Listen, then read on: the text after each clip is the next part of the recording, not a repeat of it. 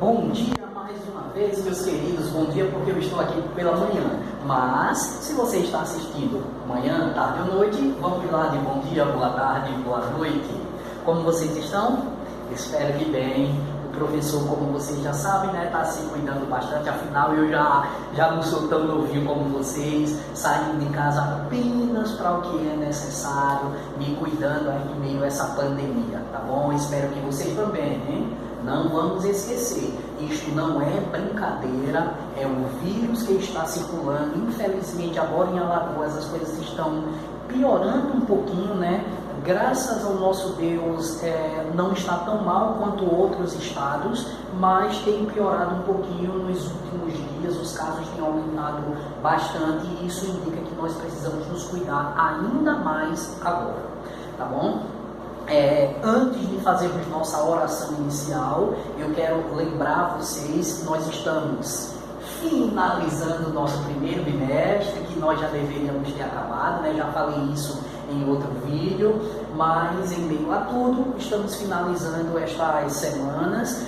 Irá para casa, a tia Raquel irá entrar em contato com os pais de vocês para vir à escola a partir de amanhã, quinta-feira, buscar uns envelopes com atividades para vocês. Neste envelope estará lá atividades de todas as disciplinas envolvendo tudo que nós estudamos. Atividades que não é difícil, mas que vocês precisarão estar atento aos vídeos, atento ao que foi falado, ao que foi explicado para se responder, ok? Então vamos orar para que a gente possa iniciar para valer. Maravilhoso Deus, te agradecemos porque tu tens cuidado de nós. Te agradecemos, ó Deus, porque tu és mantenedor de nossas vidas e tu estás à frente de tudo.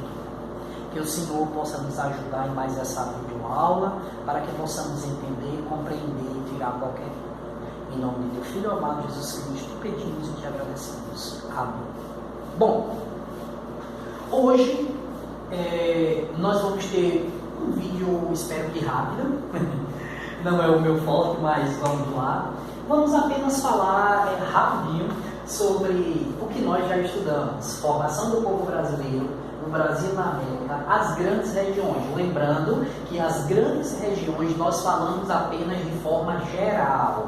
Nós não estudamos todas as regiões ainda, estudamos apenas a região norte no primeiro bimestre, mas nós já falamos de forma bem geral sobre as grandes regiões, que é uma introdução para a gente iniciar cada uma específico, né? Então, a formação do povo brasileiro, para a atividade que vai para casa mesmo, vocês precisam lembrar os 3 primeiros povos que formaram o nosso... o povo brasileiro, melhor dizendo, né? Eles foram formados por indígenas que aqui já estavam, formados também pelo europeu, que nesse caso inicial é conhecido como os portugueses, e os negros africanos. Lembrando, esses negros não vieram para cá de boa vontade, né?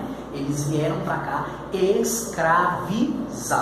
Depois deles, aí vieram italianos, espanhóis, ingleses e por aí em diante, né? Hoje no Brasil a gente deve ter, eu não saberia exatamente, mas com certeza no Brasil hoje nós temos pelo menos 100 países diferentes aqui dentro morando, no mínimo, mas com certeza deve ter uns 120, 130, 140 países, pessoas de outros países que moram aqui.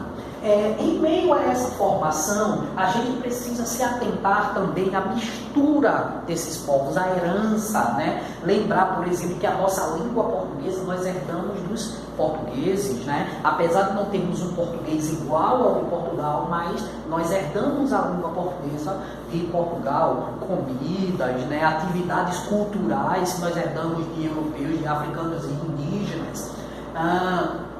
Temos que lembrar também que essa mistura dos povos foi formando, né, os mestiços, os caboclos, né, e continua sendo misturados até hoje, né? A mixigenação, que é a mistura de povos formando um novo povo. E é o que aconteceu aqui no Brasil. Esse processo de mixigenação deu origem ao povo brasileiro. Nós falamos sobre isso lá no primeiro vídeo de geografia, né? Sobre a questão do preconceito, que nós temos realmente que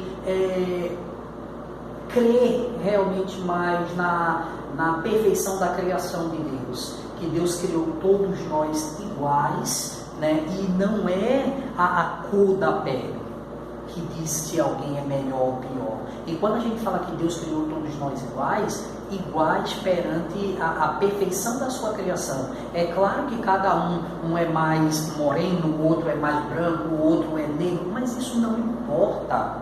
Isso não importa. E nós temos que realmente entender isso para que nos tornemos pessoas melhores do que muitos da geração atual que ainda tem essa questão do preconceito dentro de si. Então, o povo brasileiro não é uma raça pura. Nós somos a formação nós fomos formados por diversos povos, o que é chamado de mixigenação, que é a união de povos, né? A mistura de povos formando um novo povo. Aí nós, na nossa sala de aula, estudando sobre o Brasil na América, nós vimos que o nosso planeta é dividido em continentes e que nesse continente nós estamos na América. Existe a Europa, existe a África, existe a Oceania, existe a Antártida, mas nós estamos na América. E a América ela é dividida em 3 para melhor estudar. América do Norte, formada por 3 países apenas, Estados Unidos, Canadá e México.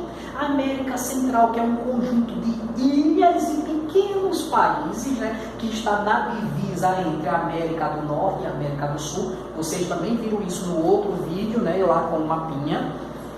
E por fim, a América do Sul, onde nós estamos situados. Observação importante: a América do Sul não é um continente.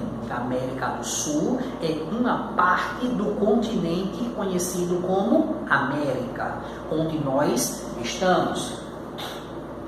Outra observação importante: a América do Sul tem 12 países independentes. Por que nós usamos 12 países independentes? Porque se você for contar lá no mapinha, você vai contar 13 territórios. E por que 13 territórios? Porque um deles, que é conhecido como Guiana Francesa, não é um território independente, ainda pertence à França. Assim como um dia Portugal foi dona das terras brasileiras, né? A Guiana Francesa, aquele território pertence à França. Mas nós temos um outro país na América chamado também de Guiana.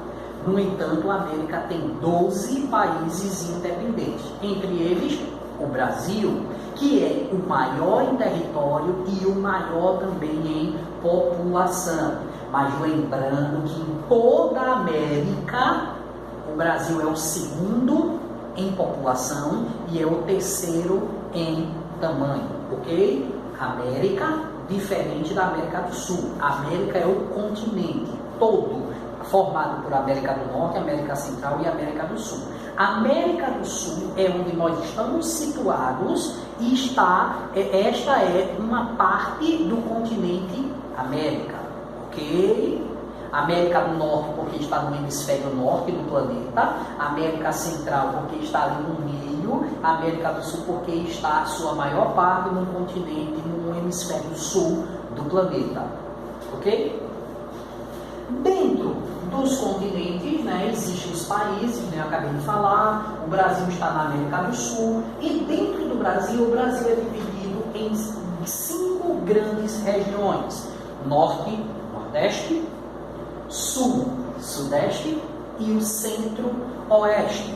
Como eu falei inicialmente, nós falamos superficial, de forma bem introdutória, sobre as 5 regiões, mas sobre a região norte nós já falamos mais claramente, né? A gente viu aqui nas grandes regiões, por exemplo, que a região norte é a maior em tamanho, não é isso? nós vimos que o Nordeste é a nossa região e é a maior em número de estados, ou seja, o Nordeste é o que tem mais estados, são 9 ao todo, e entre eles nós estamos localizados Alagoas, que é um dos menores estados brasileiros.